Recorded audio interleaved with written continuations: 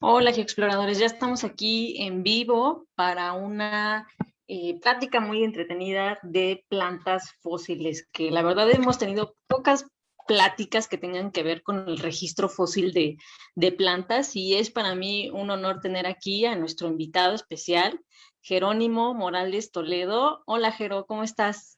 Hola, muchas gracias por invitarme, Adri. ¿Cómo están? Hola a todos los Bien, bien. exploradores. Gracias. Bueno, voy a permitirme presentar a nuestro invitado. Como les dije, él es Jerónimo Morales Toledo.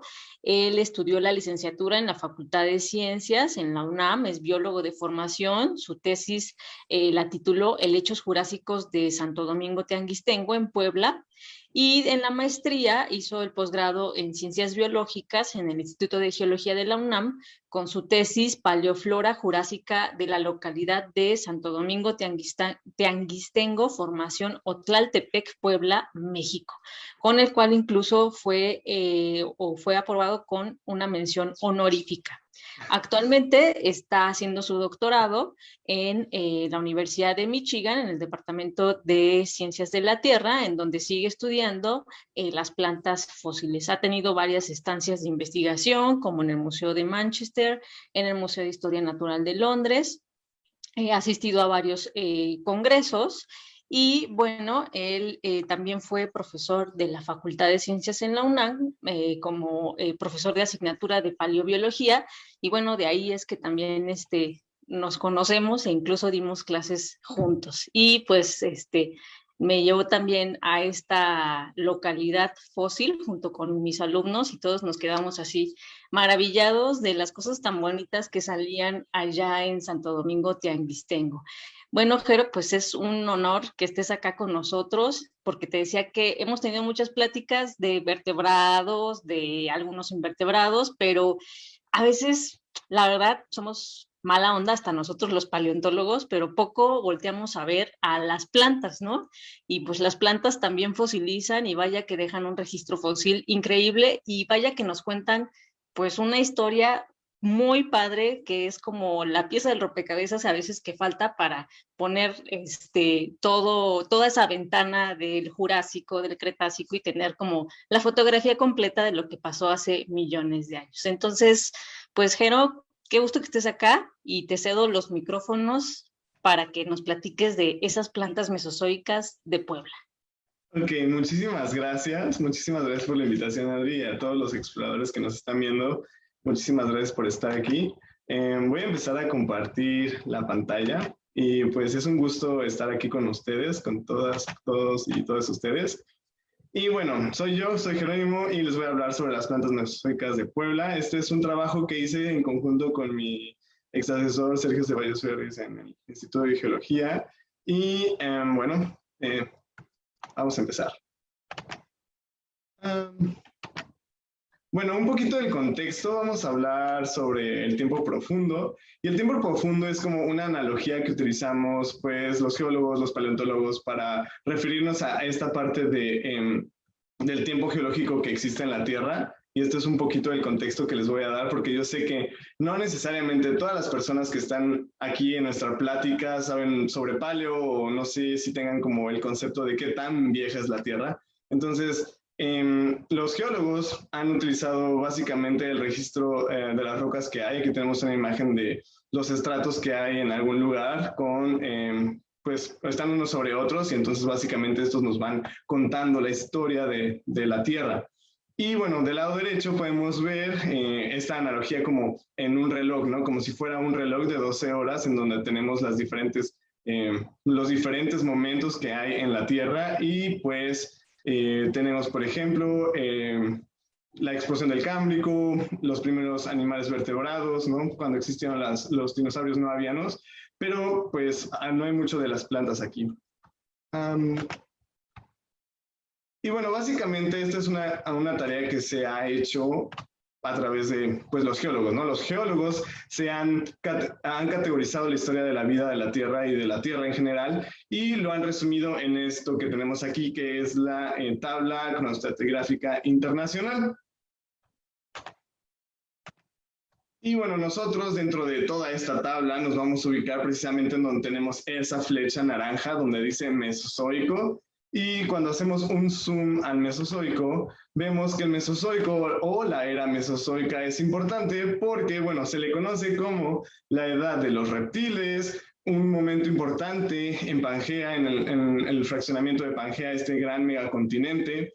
También se le conoce por la importancia de las coníferas, el momento en donde los dinosaurios abundaron, donde surgieron grupos como las aves, los primeros mamíferos pequeños y la radiación de las plantas con flor, o sea, las angiospermas, ¿no? Entonces, todas estas cosas ocurrieron durante el Mesozoico, por lo cual es una era muy, muy importante.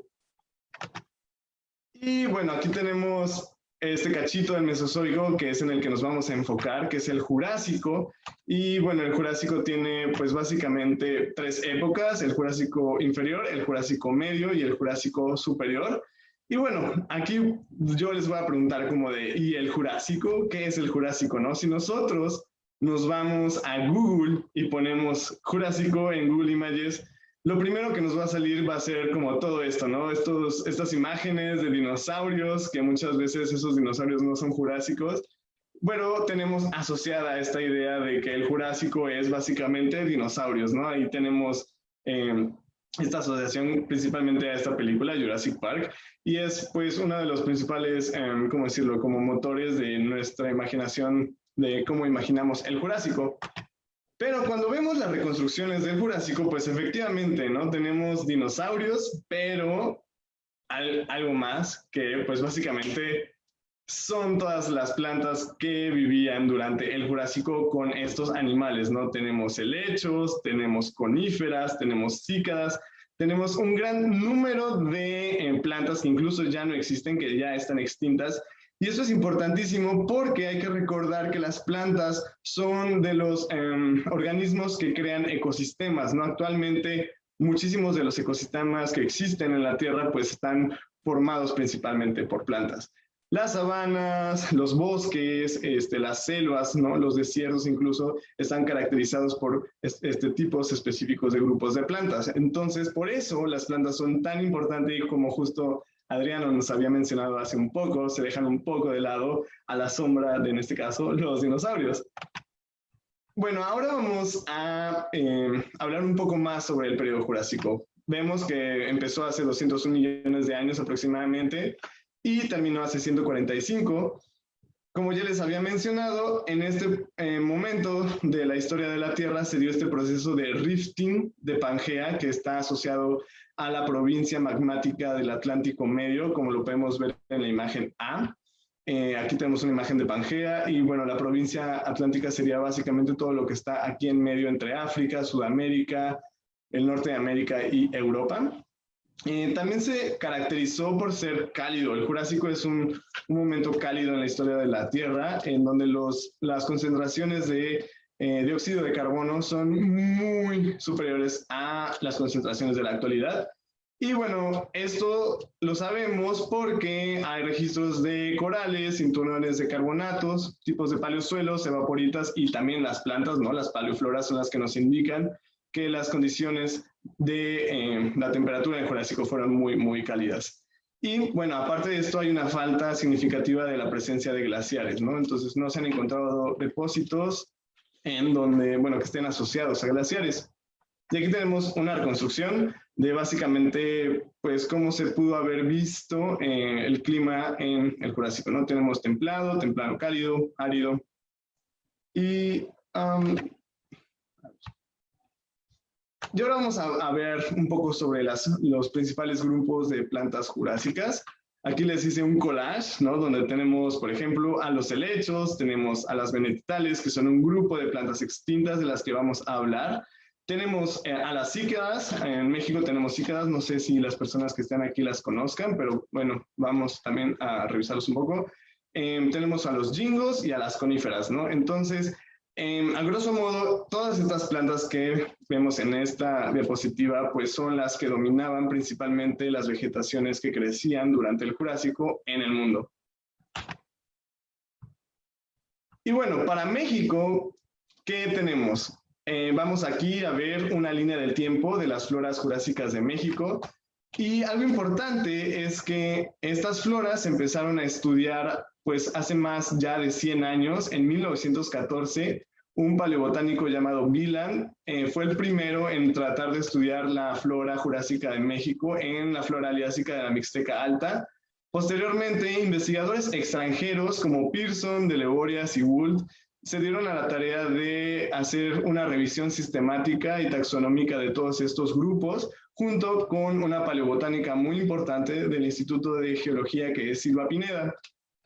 A lo largo de toda esta década de los 70s a los 90s, se siguieron investigando estos registros en el estado de Oaxaca, y es hasta el momento en que Velasco de León y Lozano Carmona, personas que también son parte de la UNAM, han hecho importantes aportaciones en el entendimiento de las floras del Jurásico en este estado. Bueno, ¿y qué pasa con pues, nuestra localidad? Como lo habíamos dicho, como lo mencionó Adriana, estamos en la localidad de Santo Domingo Teanguistengo. Y esto es importante porque las localidades nuevas que no se han estudiado ni se han descrito los materiales de esos lugares son una oportunidad importantísima para poder entender y reconocer los grupos que también existieron en otras áreas de México durante el Jurásico Medio. Entonces, al ser una nueva localidad, pues básicamente es como un cofre lleno de sorpresas. No sabes qué te vas a poder encontrar en el registro fósil. Y bueno, cuando nosotros tuvimos acceso, bueno, el laboratorio tuvo acceso a esta localidad, pues nos sorprendió de una manera muy, muy grande. Aquí tenemos una fotografía de la localidad, como pueden ver está al lado de un río, y bueno, aquí pueden ver todos los estratos, y pues aquí hay una imagen donde se muestra el marco geológico de la localidad de Santo Domingo Teanguistengo. Del lado superior izquierdo podemos ver un mapa geológico en donde de color azul está básicamente todo las sucesiones continentales jurásicas, y fue en este lugar donde se levantó la columna por Martini, Michelangelo Martini y su grupo de investigación del Instituto de Geología, de donde se pues, reconocieron los fósiles y se levantó la columna estratigráfica. Este investigador, junto con su equipo, determinó que durante el Jurásico estos depósitos se depositaron en un contexto del rift. Y bueno, ¿qué es el rift? Básicamente es un proceso geológico en donde la corteza continental, como podemos ver en la parte superior derecha, la corteza continental se va como extendiendo y se va agrietando y va formando esta serie de valles. ¿Cómo podríamos ver a un rift en la actualidad? Pues lo podemos ver en África, en el rift de África. Aquí tenemos una foto que una persona muy especial me regaló, donde podemos ver cómo actualmente estos valles están formándose porque hay un proceso actual de rifting en África, ¿no? En donde la corteza se está adelgazando y crea estos valles. Y bueno, básicamente aquí tenemos, bueno, la columna estratigráfica, y en la flecha naranja muestra dónde se obtuvieron las muestras de los fósiles. Un poco sobre la investigación que les quiero compartir es cómo nosotros hacemos el trabajo de la paleontología, la paleobiología y la paleobotánica en este caso, en donde, bueno, primero tenemos que ir a la localidad, ¿no? Tenemos que ir al lugar donde se encuentran los fósiles. Después tenemos que ir a colectar los fósiles, como ahí pueden ver en la imagen, estoy yo con un compañero Marco que está conmigo sacando los fósiles, literalmente los desenterramos. Llevamos el material necesario para desenterrarlos y bueno, en este caso se tomaron alrededor de 224 muestras. Ahí podemos ver la muestra recién sacada del campo. Tenemos una Victorinox ahí de referencia del tamaño, ahí podemos ver una conífera. Y muchas veces se hace un proceso de curaduría en donde se limpian los fósiles, y en la imagen podemos ver cómo estaba antes y cómo estaba después del proceso de limpieza. ¿Y esto qué nos permite? Pues nos permite ver los caracteres que están ocultos por el sedimento. También se trató de obtener cutículas con métodos químicos. Lamentablemente no se obtuvieron buenos resultados. Y bueno, también los ejemplares se van bajo microscopios especializados para tomar fotografías de las estructuras, de las características morfológicas, se fotografían para tener un reservo digital. Y en el trabajo de comparación, pues muchísimas veces se visitan colecciones, ¿no? Como en este caso el MEXU, el Herbario Nacional, para comparar el material con organismos actuales. Y bueno, también se va a colecciones paleobotánicas. En este caso tuvimos la oportunidad de ir al Reino Unido a visitar las colecciones paleobotánicas de Oxford, del Museo de Historia Natural en Londres y el Museo de Manchester. Entonces, con toda esta información, nosotros comparamos los materiales que tenemos de esa localidad con organismos actuales y organismos extintos. Y bueno, ahora vamos a hablar un poco sobre los resultados, ¿no? Vamos a entrar a esta parte de lo que encontramos y con qué plantas podemos comprarlas, ¿no? Un poco esta analogía es este fósil de presuntamente un helecho y, bueno, ponen ahí el helecho al lado, ¿no? Para comparar. Entonces, vamos a empezar. Cada vez que ponga esta imagen de paz en contexto es para que, pues, para las personas que no estén muy cercanas a la botánica o que no estén muy cercanas a la taxonomía y a las características morfológicas, pues más o menos ubiquen a las plantas, ¿no? Entonces vamos a empezar a hablar sobre las colas de caballo. Las colas de caballo pueden ver aquí una imagen en zoom de cómo se ven. Y básicamente, seguramente, cualquier persona aquí ha visto colas de caballo en algún camellón o en alguna maceta, ¿no? De adorno en la casa de la abuela. Por eso aquí puse una imagen de una casa donde tenemos básicamente como un tipo de arbusto de colas de caballo. Entonces las colas de caballo actualmente se utilizan mucho para el adorno de las casas. Y bueno, ¿qué es lo que pudimos encontrar? Nosotros encontramos algo relacionado a Equisetum, que es el género, ¿no? El género que utilizan los biólogos para este grupo de organismos, las colas de caballo. Y bueno, tenemos una imagen de las características de un equiseto actual, tenemos el fósil del lado derecho, y básicamente uno de los pocos caracteres que podemos ver es que se trata de un fósil que tiene nudos y entrenudos. Los nudos están marcados con esta flecha roja que podemos ver aquí, y aquí están los entrenudos. Entonces, aquí podemos ver el nudo, podemos ver los entrenudos, y en los nudos no tenemos rastros de hojas y los entrenudos tenemos estas costillas bien definidas, ¿no? Como nos podemos ver aquí en la reconstrucción. Entonces, tenemos algo que está asociado a Equisetum por las características generales, sin embargo, no tenemos más estructuras para poder asignarlo a una especie, por eso se queda en SP. Posteriormente vamos a hablar sobre los helechos. Los helechos, pues una vez más, son plantas muy cercanas a nosotros. Los helechos los podemos utilizar como plantas de ornato. Cualquier persona puede tener un helecho ahí en su casa. Son plantas muy bonitas. Y en particular, dentro de toda la biodiversidad de los helechos, encontramos a un grupo que son los helechos arborescentes. Aquí tenemos una imagen de un bosque de helechos arborescentes en Cuba, me parece, en donde, bueno, si pueden ver a las personas, están ahí en el fondo y los helechos son pues muy altos, ¿no? Son helechos arborescentes, o sea, tienen estaturas muy altas. Y en el Jurásico estos grupos eran muy diversos y en México creemos que tenemos la presencia de un helecho arborescente que está dentro de la familia Dixoniaceae, en específico en el género Lophosaurida. Y algo padrísimo de este helecho es que, bueno, es el helecho más común que tenemos en la localidad.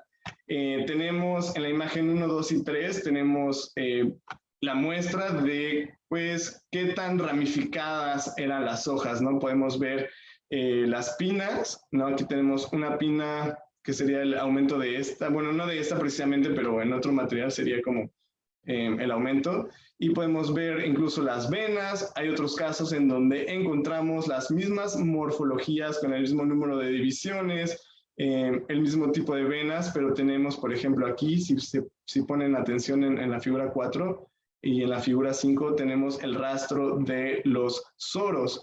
Los soros son el conjunto de unas cosas que se llaman leptoesporangios, y los leptoesporangios son los que producen las esporas, que son la forma en que los helechos se reproducen. Entonces podemos encontrar todas estas características en, pues, los fósiles de la localidad. En el número 7 podemos ver cómo se verían los soros. Incluso pueden ver aquí un pequeño leptosporangio asomándose. Y algo importante es que de estos soros nosotros pudimos obtener esporas in situ, o sea, esporas directamente de esta planta que tiene millones de años de antigüedad. Nosotros la comparamos con la especie actual de Lophosaurus quadripinata, que es en la imagen 8 y 9, y tiene características similares. Sin embargo, las esporas que recuperamos no tienen el cíngulo ecuatorial y las protuberancias interradiales que podemos ver en las esporas de Lophosaurus actual. Y algo importante también es que en esos trabajos de los que les hablé hace rato, en Oaxaca, se encontró un helecho muy similar al nuestro. En este caso lo designaron como Cladophrebis browniana. Sin embargo, lo que yo observé durante mi trabajo en la licenciatura es que el género Cladophrebis se caracteriza porque en los últimos segmentos, como podemos ver en la imagen, tienes una vena media y de esta vena media se empiezan a hacer dicotomías de las venas hasta llegar al margen. Y nosotros no tenemos ese tipo de venación como lo podemos ver aquí, es una venación pinnada, y tampoco lo tiene el material de Pearson de Leborias. Entonces creemos que probablemente se trate de la misma especie. Sin embargo, o sea, y por lo tanto Cladophrebis no sería el mejor género para el material de Oaxaca. Luego vamos a hablar del orden de las venetitales. Las venetitales son un grupo de plantas extintas. Entonces, imagínense que de toda la biodiversidad que nosotros tenemos de plantas actuales, hay muchísimas que no lo lograron hasta la actualidad, ¿no? Entonces, las venetitales son un grupo de plantas de estas que se murieron y no lograron pasar y no lograron sobrevivir. Y bueno, básicamente son plantas gimnospermas, tienen semillas desnudas y básicamente se parecen en su morfología general a las cícadas. Podemos ver una reconstrucción aquí del lado izquierdo de cómo se vería la planta completa. Tenemos las hojas, tenemos cómo se disponen las hojas a lo largo del tallo, tenemos sus estructuras reproductoras. Y bueno, aquí hay una ilustración que muestra los diferentes tipos, los diferentes tipos de morfologías que hay en la base de estas hojas, cómo se adosan al raquis de la lámina, y dependiendo de las características morfológicas que tengan, pues vamos a designarlas en diferentes géneros. Y bueno, también tienen que ver como los patrones de venación y bueno, demás características morfológicas. Y finalmente, las estructuras reproductoras son únicas, no son similares a otros grupos de gimnospermas, en donde tenemos un cono compuesto, donde la parte, en el caso de las cicadoideas, tenemos la parte femenina que produce los óvulos en el centro, y alrededor de estas tenemos a la parte masculina, que son las que producen el polen, ¿no? Entonces, estas estructuras de aquí son las que producen el polen, fertilizan a los óvulos y, bueno, así se crean las semillas. Y en el caso de Williamsonia, que es como la otra familia, tenemos a las partes femeninas y masculinas en diferentes órganos, no están asociados como en Cicadoidea. Y en Santo Domingo Tenguistengo, en la localidad, encontramos algunos ejemplos. Por ejemplo, en el género Pterophyllum, encontramos que características diagnósticas del género, por ejemplo, la forma de la pina es paralela, se las puse de color rojo para que vean lo paralela que va, y se insertan lateralmente por toda la base. Entonces, como podemos ver aquí en las flechas rojas, están insertadas por toda la base. Y bueno, en este caso, en la localidad encontramos dos tipos de láminas. Una muy grande, que es el Pterophyllum sp1, que tiene hasta 17 centímetros de largo y es una lámina incompleta. Imagínense, el cacho de roca que nosotros sacamos de la localidad tiene 17 centímetros de largo, entonces es algo bastante grande. Y la otra es solamente de 7 centímetros y ambas tienen la venación paralela. Ahí. Otro género que podemos encontrar tanto en Oaxaca como en la localidad es el género Samites. Y bueno, básicamente una de las características diagnósticas de este género es la base de las pínulas insertándose al raquis, perdón, en donde tenemos la base contraída simétricamente. ¿Y a qué nos referimos cuando decimos que la base está contraída simétricamente? Pues básicamente es a esto, ¿no? En donde tenemos esta como formación cordada, como si fueran dos... ¿cómo se dice? Como perdón, un durazno, ¿no? Que es como así, como dos labios, y todas las especies de samites tienen esa característica diagnóstica. Aquí podemos ver 4, Samites tribolosus, Samites fenionis, Samites lucerensis y Samites guasacensis, en donde cada una tiene diferentes características, ya sea en la forma de las pínnulas o el número de venas que hay. Por ejemplo, Samites guajacensis es de las más grandes que hay. En ese cacho de roca llegó a medir 15.5 centímetros de largo y es una lámina incompleta. Entonces, probablemente era muy, muy, muy grande.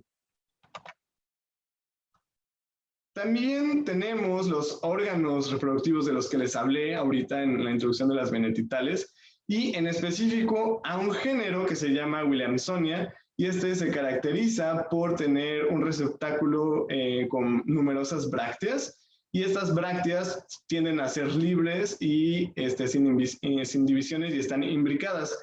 Cuando se refiere a que son brácteas libres, podemos ver en el caso de Williamsonia huitzilopochtli en la imagen A y B, que cada una de estas protuberancias que vemos de color negro son estas brácteas, ¿no? Entonces básicamente parece una flor, pero no es una flor, simplemente es una parte del receptáculo. También tenemos a Williamsonia netzahualcoyotli, tenemos una Williamsonia que yo asocié a Williamsonia jaigas, que es del Jurásico de Yorkshire, y bueno, tenemos aquí cómo se vería el fósil y cómo podemos ver la interpretación de cada uno de estos fósiles. Y finalmente tenemos esta Williamsonia SP, que yo le llamo Williamsonia bebé, porque bueno, es una Williamsonia muy, muy pequeña, en donde todavía está unida al pedúnculo. Como podemos ver aquí, el pedúnculo está aquí. Tenemos este primer verticilio de brácteas, que sería algo similar a lo que podemos ver en Williamsonia huitzilopochtli, y después tenemos un segundo verticilio de brácteas, que son las brácteas que están cubriendo, ¿no?, al receptáculo donde están los óvulos. Entonces, esto nos da información sobre el desarrollo de estas estructuras en las plantas, ¿no? En donde en un momento están como cerradas y se van abriendo para, pues posiblemente la polinización. Ahora vamos a hablar sobre las coníferas, perdón, sobre los gingos. Los gingos son una especie única, solamente existe una especie es Ginkgo biloba y actualmente vive naturalmente en China. Aquí podemos ver cómo se ven las estructuras reproductivas femeninas y las hojas de Ginkgo, que tienen esta forma de abanico. Y bueno, básicamente los gingos son muy importantes en la cultura china. Aquí tenemos un templo, ¿no?, en donde cada otoño los gingos tienen estas hojas deciduas donde se caen y básicamente hacen un manto de dorado, ¿no?, en esos templos. Este es un ginkgo muy antiguo. Y bueno, era desconocido hasta Occidente, hasta mitades del siglo XX, entonces es muy importante. Incluso los gingos se conocían antes en el registro fósil que en los organismos vivos. Y bueno, tenemos un representante de ginkgo en la flora de Santo Domingo Tenanguistengo, en algo que asociamos a Ginkgoites o bata. Y básicamente aquí tenemos una imagen de un ginkgo actual y tenemos las imágenes del fósil, en donde tenemos un pecíolo hueco por la parte superior, en donde tenemos el actual. Aquí está este hueco marcado con esta figura roja y lo tenemos en la figura D. Tenemos una lámina con márgenes enteros rectos, o sea, este sería el margen y están enteros y son rectos, y el ápice emarginado que tiene esta forma como lo podemos ver en la lámina B. Creemos que tiene dos lóbulos principales, uno del lado izquierdo y uno del lado derecho, y estos se van haciendo cada vez más pequeños, como lo podemos ver en la parte izquierda de la reconstrucción. Y a lo largo del ginkgo se ven venas paralelas que se van dicotomizando, o sea que se van separando dos veces. Y también podemos ver estas venas en la parte media de la hoja. Entonces, con estas características, nosotros asociamos esta planta a una lámina de Jingoites. Ahora sí vamos a hablar sobre las coníferas. Las coníferas son un grupo importantísimo actual, generalmente están habitando o forman bosques, ecosistemas actuales en la parte norte del planeta, pero en México también existen muchas coníferas. Bueno, México es el país que tiene la mayor biodiversidad de pinos, y bueno, aquí tenemos una foto de los conos que tienen las coníferas, estos conos compuestos, que son los que les dan nombre. Y bueno, tienen una gran variedad de morfologías en cuanto a sus hojas. Tenemos hojas aciculares, como en el caso de los pinos. Tenemos hojas cuamiformes, como el caso de los cupresos. Tenemos hojas laminares de una sola vena, como el caso de los podocarpus, y otros ejemplos, ¿no? Entonces, la morfología y la biodiversidad de formas que hay en las hojas de las coníferas también es muy grande.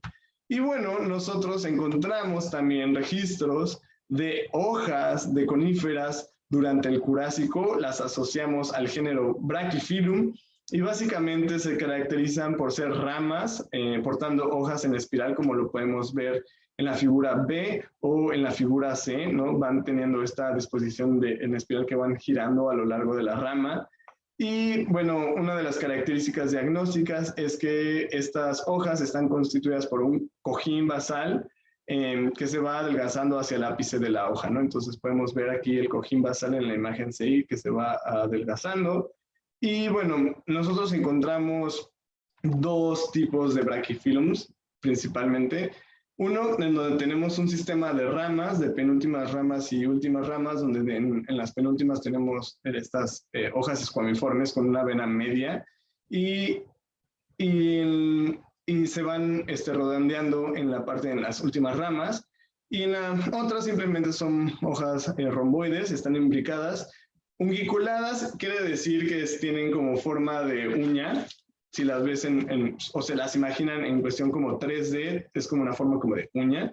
Y ápices acuminados es que son muy delgaditos, ¿no? Muy agudos. Entonces, como pueden ver, también podemos encontrar la presencia de coníferas en este lugar durante el Jurásico de México. Y esto es importante porque, al menos hasta ahora, no se han descrito coníferas en ninguna de las otras floras que les mencioné al principio de la presentación que tengan estas características. Por eso es importante empezar a estudiar las floras nuevos registros en México.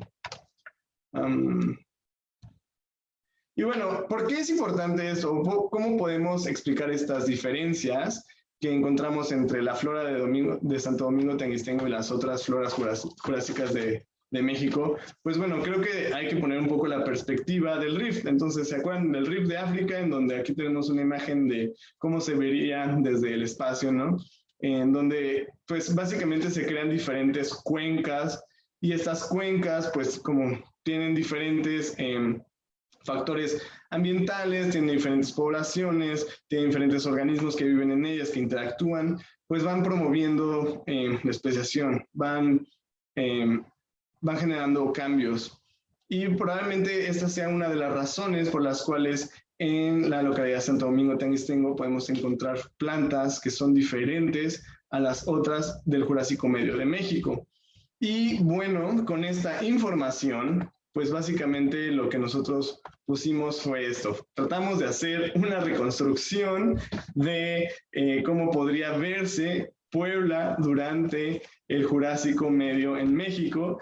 Y esto lo hicimos con datos paleobotánicos, en donde tenemos estos grandes grupos como los jingos, las coníferas, los helechos arborescentes, los equisetos y las venetitales. Y bueno, aquí tendríamos este valle, vamos a llamarlo el Valle de Tlaltepec, donde pasaba un río y las plantas vivían cerca de este río, y cada vez que había una crecida de este río se rompían los diques del río, se desbordaba el río, y entonces los sedimentos que cargaba ese río eran los responsables de sepultar a estas plantas que vivían en las zonas aledañas. Y bueno, es una de las cosas importantes que podemos nosotros proponer como paleobotánicos, el tratar de interpretar cómo eran los lugares en el tiempo profundo. Y bueno, si se dan cuenta, algo importante es que este tipo de ecosistemas pues básicamente ya no existen en ninguna parte del mundo, ¿no? Porque todos los ecosistemas actuales básicamente están dominados generalmente por angiospermas, o la presencia de angiospermas es muy importante, y en este punto de la historia de la vida pues básicamente no existían, ¿no? Entonces las interacciones que habían eran diferentes, cómo se veía el escenario era totalmente diferente, y entonces esto nos ayuda a entender cómo fue evolucionando no solamente los grupos, sino los ecosistemas a lo largo del tiempo. Y bueno, pues me queda agradecer a todas las personas que estuvieron involucradas. Muchas gracias a Adriana, otra vez a GeoExplora por invitarnos. Espero que les haya gustado la plática y no sé si quieres que deje compartida la pantalla o la puedo no Mejor quitar. quítala, sí, Sí, mejor quítala para que nos veamos. Oye, muchas gracias. Estuvo muy padre la presentación que armaste y nos da como una perspectiva de la diversidad, que en ese pedacito puedes encontrar tantas cosas. A mí eso me sigue sorprendiendo, ¿no? sí, o sea, la diversidad que se ve en la localidad es muy grande, incluso cada vez que se va con nuevos grupos, con el doc o cuando fuimos contigo, siempre sale algo nuevo. Entonces, es como, yo creo que esa localidad va a seguir aportando material para entender la biodiversidad que existía en México durante el Jurásico, y es algo maravilloso, o sea, entender cómo eran las plantas y cómo estas eran las que formaban los ecosistemas en el pasado, en donde los dinosaurios probablemente existían, ¿no? Claro. Oye, por acá hay muchos saludos para ti. Crush Chloe dice buenas tardes a todos, donde quiera que estén. Camelia Jiménez, hola, estamos listos. Este era cuando estamos empezando. Lassie Scorp dice, las colas de caballo también tienen usos medicinales. Sí, no son las que luego nos venden ahí en el tianguis. No sé qué uso medicinal tendrán, pero sé Pues que sí, las venden. sí tienen usos medicinales, yo tampoco sé cuáles, pero, o sea, utilicé el ejemplo de las casas porque muchas veces los usan más fácil, pero también es verdad. Muchas gracias. Sí, y por aquí anda Oliver López Conde, nuestro colega, dice, saludos, mi buen Jerónimo. Las venetitales, ¿debido a qué motivo se extinguieron? La Ay, pregunta del Oli, millón. la pregunta del millón, siempre me hacen esa pregunta. La verdad es que no tengo una idea, no he leído un paper que hable sobre por qué las venetitales desaparecieron. Hay una correlación interesante en donde yo creo es donde van surgiendo las angiospermas como grupo durante el Cretácico y las venetitales van a la baja, pero no sé si sea representativa porque en general todas las gimnospermas van a la baja en el momento en que las angiospermas como hacen esta sustitución ecológica, ¿no? Entonces, Porque pues además, una cosa que platicábamos justo cuando íbamos a la práctica de campo, que te decía yo, pues como son como primas hermanas de las cícadas, o sea, ¿por qué las cícadas sí lo lograron, no? Y las tenemos actualmente, y las pobres venetitales todas se fueron, se ¿no? fueron. No, no lo sé. Igual las cícadas tuvieron una baja en la biodiversidad, es verdad, pero pues ahí siguen.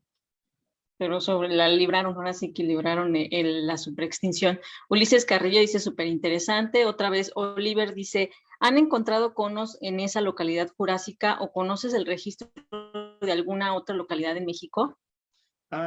Pues conos de coníferas sí hay. No lo puse ahorita por cuestiones del tiempo, pero sí hay un cono de conífera, como el de los pinos que les puse ahí, pero de otra cosa que todavía no sabemos muy bien qué es. Pero um, pero sí existen, o sea, y las Williamsonias que les puse son conos también femeninos, son conos de venetitales. Ok, sí. Maricel Márquez dice, qué interesante, felicidades. Oliver también dice, ¿los materiales de esa localidad se pueden considerar que se depositaron in situ o crees que tengan este transporte?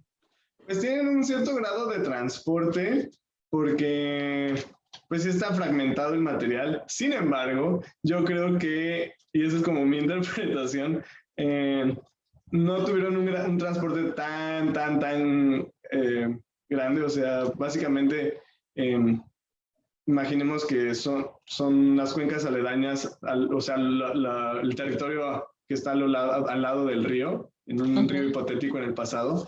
Entonces, si se desbordaba, pues sí hay cierto transporte, ¿no? Trae carga de energía el río y el sedimento, pero no es que se lo hayan llevado 100 kilómetros. Porque más hay estructuras delicadas, ¿no? Que Hay están estructuras conservadas. delicadas, sí, como los conos, tenemos conos polínicos de coníferas que son muy chiquitos y son súper delicados. También están el cono de conífera. Entonces sí Entonces, tenemos... es un transporte leve dentro de la misma cuenca. Va. Por acá, Karen Blas, que me gustó, nunca me había puesto a pensar en las plantas, me gustó la imagen de cómo se vería Puebla. Exacto, es que a veces no les ponemos mucha atención, pero la verdad es que yo siempre lo que les digo a los chicos que están tomando paleoarte aquí en GeoExplora es que quieren dibujar rápido el dinosaurio, pero ¿qué le vas a poner atrás? ¿Qué le vas a poner alrededor? O sea, toda esa información te la da la paleobotánica, si no, ¿qué contexto les ponemos, no? Y bueno, por acá también está viéndonos Marisol Montellano Ballesteros. Hola Marisol, nuestra profa. Hola maestra, profa. muchos saludos, Miss. Espero que le haya gustado. Dice, con esa asociación de plantas tan diferentes, ¿tienes alguna idea de cómo eran las condiciones ambientales? Pues la presencia de helechos y de quisetos sugieren un lugar húmedo, ¿no? Al menos durante una etapa del año, porque pues estos organismos necesitan agua para su reproducción, ¿no? Los helechos pues básicamente tienen el gametofito que necesita agua. Y las venetitales han sido interpretadas como plantas que están asociadas a climas cálidos, pero bueno, ya sabemos que el Jurásico era muy cálido en general, entonces básicamente es un lugar cálido, húmedo, al menos durante una parte del año. Y estas asociaciones que hacen de bosque tropical, ¿tienes alguna como etiqueta para ese ambiente? No, la verdad es que no, porque te voy a decir por qué. La razón es que no tenemos algo similar en la actualidad, porque los grupos que conforman los ecosistemas actuales de plantas no existían durante el Jurásico y las condiciones climáticas y las asociaciones que existen en la actualidad no son para nada similares, ni la historia evolutiva que presentan esos ecosistemas a los del Jurásico. Entonces, hacer algo como un concepto de bosque, algo así, no creo que sea adecuado porque pues no hay nada que se le asemeje en la actualidad. Entonces, un bosque mesozoico, le diría yo. Sí, pues sí, va muy bien. También nos está viendo por acá el doctor Gio, también mi profe. Hola, profe, ¿cómo está? Dice, siempre aprende uno de los jóvenes paleobotánicos. Sí, la verdad es que Ceballos ha formado una escuela bien grande de paleobotas y pues ya andan dispersos en diferentes lados, ahorita como tú que ya estás allá en Michigan. Dice Edwin Reyes, han encontrado fósiles de artrópodos relacionados con las plantas y consideran que pueden encontrar aún más especies de lechos y otra paleoflora. ¿De artrópodos? No, pero hay un artículo también, si lo quieren revisar, igual de la doctora Patricia de Velasco de León, donde habla sobre interacciones de herbivoría, en donde se ven las plantas con, pues con la, ¿cómo se dice? Con la interacción de, pues, depredación, De que se las comieron. de herbivoría, de que se la están comiendo. Entonces, podemos ver a los artrópodos a través de eso, pero yo en lo particular nunca he sacado un artrópodo del campo. Sí, de hecho, Karina está colaborando con nosotros en GeoExplora y es la que hizo esa tesis y le hemos dicho que a ver si el próximo mes se viene a dar una plática de eso porque se me hace también un tema súper interesante que estén esas relaciones en el registro fósil, ¿no? Entonces, Edwin, no te la pierdas, la vamos a tener por aquí. Y el mismo Edwin nos dice, excelente presentación y la imagen que reconstruye el paleoambiente, platícanos de quién es esa imagen. Bueno, esa imagen es una imagen que yo le mandé, le pagué al paleoartista, al artista naturalista Aldo Reyes. Pueden seguirlo en Facebook. Y bueno, básicamente la forma en que se hace esto es como y venir, en donde tú tienes ya medio entendidas las plantas que existen, ¿no? Las tienes ahí medio identificadas. Y también un poco sobre cómo está la interpretación sedimentológica, que con eso me ayudó Mónica Ramírez Calderón, que es una gran amiga, y que sin ella hubiera perdido mucho sobre la interpretación sedimentológica, porque me ayudó muchísimo. Entonces, con la parte sedimentológica y la parte de las plantas es como tratar de hacer un mashup, y entonces Aldo es al que le tratas de explicar como lo que tienes en la cabeza, ¿no? Y entonces él empieza a hacer bosquejos, empieza a tenerte ideas, ¿no? Le explicas, entonces te presenta una idea, tú le dices, como, no creo que sea así, por esto, y entonces al final, ya que tienes como la idea planteada bien, se encarga de darle la realidad, y entonces hizo esa reconstrucción que la verdad yo creo que le quedó muy bien. Es chulísima. Esa imagen fue la que tiene tu póster, si alguien la quiere ver. Y si alguien quiere ver el trabajo de Aldo, es Aldo Domínguez, que es uno de los paleoartistas que se está volviendo pues súper famoso precisamente porque hace estas colaboraciones con paleontólogos para pues recrear y revivir ya sea fauna o flora de México. Y ese a mí me ha encantado ese cuadro. ¿Dónde lo tienes, Jero? En la sala Pegado de en la la casa de sala. mis papás. Sí, es que está chulo, está muy chulo. Y por acá dice Crush, excelente ponencia. El acervo del material paleobotánico encontrado en México, ¿a qué nivel de importancia está respecto a otros países? Ok, pues es importante, o sea, pero no entiendo muy bien la pregunta, o sea, como que, o sea, si hay mucho o si los aportes son importantes en cuestión de entender a los grupos, su Sí, yo evolución. creo que a qué nivel de importancia con respecto a otros países, yo creo que, no sé, de descubrimientos o diversidad, no lo sé. Mm, Hoy no sé, creo que es una pregunta un poco complicada, o sea, porque depende el grupo, yo creo, depende de la época, ¿no? Durante el Jurásico, yo diría que durante el Jurásico el registro paleobotánico de México es muy importante porque eh, justo en México está en un lugar muy extraño durante el rompimiento de Pangea, y en esta zona del mundo eh, la región se llama región ecuatorial, donde tenemos como las floras de México y algunas del norte de África, y así es como este pequeño Como transicional. no, es como esta pequeña isla de floras que sí están, y de repente Sudamérica no tiene nada, ¿no? Y, o sea, o sea como Colombia, Ecuador, entonces tenemos como hay un vacío en la información, ¿no? Sobre cómo era el Jurásico medio en esta parte del mundo, y entonces en México sí existe, y de repente a las periferias ya no hay nada. Entonces creo que es importante, al menos en el Jurásico medio. Va, genial.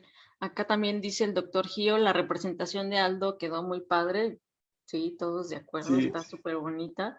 Y Paula Cristina, qué increíble y qué interesante todo el proceso. Gracias por la explicación tan amable para quienes no tenemos estos conocimientos, ¿no? Y además para los que viven en Puebla, o sea, imagínense cómo se veía ahí ese lugar hace millones de años, ¿no? Y por acá está Nadia, la chic, cocodrilo tlalonilini, así se puso en Facebook, dice, wow, súper interesante, ¿quedaron depositados en alguna colección los materiales? Muy están en la importante. colección, bueno, como todavía estamos en el proceso de publicación, están en la colección de laboratorio, pero una vez que se acepten los papers que están en revisión, se van a depositar en la Colección Nacional de Paleontología, que está justo en el Instituto de Geología. Bueno, Entonces, pues están resguardados en una institución, que en este caso es el Instituto de Instituto de Geología, Geología, y los van a poner ya después formalmente en la colección para que les den su numerito y todo su el número de proceso, ¿no? catálogo y todo, sí, todo bien. Ajá. Dice Oliver López Conde, ¿y tú vas a estudiar ese cono o algún otro alumno de Sergio? Si vas a seguir estudiando sus materiales o alguien más los va a estudiar. Pues yo creo que el cono lo puedes, o sea, hasta donde yo llegué con la información que tengo, es que, bueno, esto es ya meternos un poco en el quehacer paleontológico, ¿no? O sea, ya cuando empiezas a trabajar, te das cuenta que con el fósil que tienes, con la información que tienes, puedes llegar como hasta cierto punto y necesitas nueva tecnología para poder ver más características, cosas así, ¿no? Entonces, hasta donde yo me quedé, planeo como publicarlo, pero si en algún momento alguien quiere retomarlo y tratar de reinvestigarlo y buscar más caracteres, no sé, con tomografías o cosas así, pues estaría padrísimo colaborar. Entonces, Wow, pero pues genial. ya no depende de mí. Sí, hombre, bueno. César González dice, muy interesante plática, siempre es impresionante imaginar la vida antigua de las plantas, sí, hombre, que a veces las olvidamos. Angélica Quintanar, excelente plática, Jero, qué interesante saber que hoy día no existe algo como las floras mesozoicas, pues algo que ni nos imaginamos. Ah, la otra vez vamos a dar un curso de ornitópodos en GeoExplora la próxima semana y Mm. consiguieron un video, los chavos que van a dar el safari, de el sonido de un ornitópodo, o sea, hacen como una réplica del sonido y lo pusieron y te juro que se me enchinó la piel de decir, ¿te imaginas ahí estar con el ornitópodo, el sonido y las plantas y todo el ambiente? Y dices, wow, ¿no? Qué locochón. Y pues lo mismo con las plantas mesozoicas. Imagínate ahí parado en medio de las plantas estas todas locochonas. Que la otra también que cuando yo doy clase de paleo, esa parte me cuesta mucho trabajo, la de las plantas mesozoicas, porque se pusieron muy locochonas, ¿no? Sí, justo el Mesozoico creo que es el lugar como clave para entender las relaciones que existen entre las plantas actuales de gimnospermas para acá, ¿no? Porque tenemos como todos estos grupos de gimnospermas extintos que tienen características únicas y que no se sabe bien cuáles son sus relaciones con las otras gimnospermas. Y luego también tienes el otro problema que es el drama de los paleobotánicos así por excelencia, que es como el origen de las angiospermas, ¿no? Y qué grupo de gimnospermas es el grupo hermano de las angiospermas, y si es un grupo actual o si es un grupo extinto, y si es extinto, ¿cuál de todos los extintos es? Entonces se vuelve una discusión bastante fructífera y necesitas mucho contexto. Sí, no, a mí me cuesta mucho trabajo. Así, tan solo les digo, dense una idea de que los helechos tenían semillas, ya desde ahí. Pues imagínense que estos locochones dijeron, no, pues voy a hacer mi semilla y había helechos con semilla. Cuando hoy en día, pues todos los helechos se reproducen por medio de esporas, ¿no? Entonces, a mí sí me parece un tema bien difícil de abordar a veces en mis clases de paleo, porque sí están un poco complejas estas plantitas. Y por acá dice Anet, muchas gracias, sin duda muy interesante. Jorge Tercero dice, excelente presentación, muchas felicidades, Jero. Y Oliver, y a todo esto, ¿qué proyecto estás trabajando actualmente en tu doctorado, mi estimado Jero? Si se puede saber. Sí, yo también te quería, bueno, quería decirles que les platicaras ahora qué estás haciendo en Michigan. Pues en Michigan con mi asesora estamos básicamente tratando de elaborar un modelo de macroevolución en plantas, ¿no? Tenemos estos elementos de macroevolución en animales, los cuales son muy aburridos, no es cierto, pero, o sea, necesitamos un modelo de macroevolución en plantas. Entonces, para esto queremos utilizar un grupo específico dentro del linaje de las angiospermas, que son las monocotiledonias. Y bueno, vamos a ver la evolución morfológica de los frutos dentro de las cotiledonias. Entonces, para esto tenemos que observar frutos actuales, muchos frutos actuales y muchos frutos fósiles. Y lo padre es que estamos haciendo como una base de datos de todos los frutos, pero con estructuras como internas de los frutos. Entonces, para esto los metemos a un como tomógrafo, un micro CT scanner se llama, y es básicamente una de las ventajas de esto es que puedes observar características estructurales internas anatómicas del material sin tener que dañarlo de ninguna manera. Entonces, puedes ver pues básicamente todo el fruto como era por adentro, sin tener que cortar el fósil ni dañarlo y sin tener que comprometerlo a una destrucción o como técnicas muy invasivas. Y ya con esto, pues vamos a tratar de hacer filogenias y modelos de macroevolución morfológica y tal. Pero ahorita estamos recopilando los datos, ¿no? Estamos analizando las semillas. Ahorita estoy trabajando en una semilla en donde utilizamos un programa que se llama Viso para poder hacer como estas reconstrucciones 3D Y lo padre de ese programa es que una vez que ya tienes como todo el fósil, puedes como poner las capas, no sé si tienes como la parte interna de la semilla y luego la siguiente capa y así, puedes ponerlas como como transparentes, entonces puedes ver como todo el fruto de una forma 3D y le puedes dar vueltas y... Ay, qué Pues, maravilla. Eso ajá. a mí me ha fascinado de la paleontología, lo que le llaman la paleontología virtual, los fósiles virtuales, que ahora incluso ya sin limpiarlos, porque el mismo tomógrafo ya puede distinguir entre la densidad de la matriz y el fósil. Y tú puedes meter ahí algo que parece un ladrillo y voilà, ¿no? De repente saca ahí que tienes el pájaro magnífico este que sacaron en Inglaterra que dices, wow. Y bueno, Ajá. entonces tú ya estás trabajando con este microtomógrafo, que además son súper poderosos tus Sí, sí, rayos X. sí. Justo ¿cómo se llama? El juguete de mi asesora de laboratorio. Ay, qué chido, pues ya quisiéramos uno de esos acá. Bueno, creo que tenemos uno en física. Yo el único trabajo que vi con microtomógrafos fue el de el ámbar, este que hizo, Mm, ay, se me fue ahora el nombre, pero que ¿Anita? sacaron, ¿Ana? ¿O quién? No, no, Anita no usó el tomógrafo, ay, se me fue ahorita el nombre, pero sacaron un 1000 pies así, el modelo en tercera Oh. dimensión así súper bonito, el ámbar y todo. Pero sí son pocos los trabajos aquí en México que usan tomografía de ese poder. Pues qué bueno que estés haciendo eso, pero y Gracias. pues aquí está abierta GeoExplora para futuros descubrimientos que hagas. Aquí está tu casa para divulgar lo que descubras en el futuro. Ay, muchísimas gracias, Adri. Muchas gracias a Geoexplora por la invitación, por el espacio, a todas las personas que vinieron a ver la plática, a todos mis amigos que también vinieron a apoyarme. Y un abrazo a Sí, todos. Y por a aquí los amantes de anduvieron. la paleo, que siempre es Sí. bueno tener gente que le interesa la paleo y sobre todo las plantas fósiles, ¿no? Entonces, Sí, prometemos tener más pláticas de plantas, porque sí nos habíamos ido mucho por los vertebrados, pero sí, prometemos tener más pláticas de plantitas para que pues también la gente vea que dejan un registro fósil abundante, que se estudia y pues que nos dicen muchísima información. Bueno, pues muchísimas gracias, Jero, y con esto creo que cerramos la plática. Los invitamos a seguir en las actividades de GeoExplora. Mañana tenemos una super plática de Paleo Breaking News de una nueva especie de ictiosaurio que encontraron, el Parrasaurus, que va a venir Yair a contarnos cómo lo descubrieron, por qué le pusieron así y pues etcétera. Entonces, pues los invitamos mañana. Y bueno, el sábado también tenemos talleres de paleoarte, por si quieren venir. Aquí va a estar José Luis Martínez Díaz dando esos talleres. Entonces, bueno, pues un gusto, Jero. sí, igual, muchas gracias. Gracias a todos. Chao. Bye.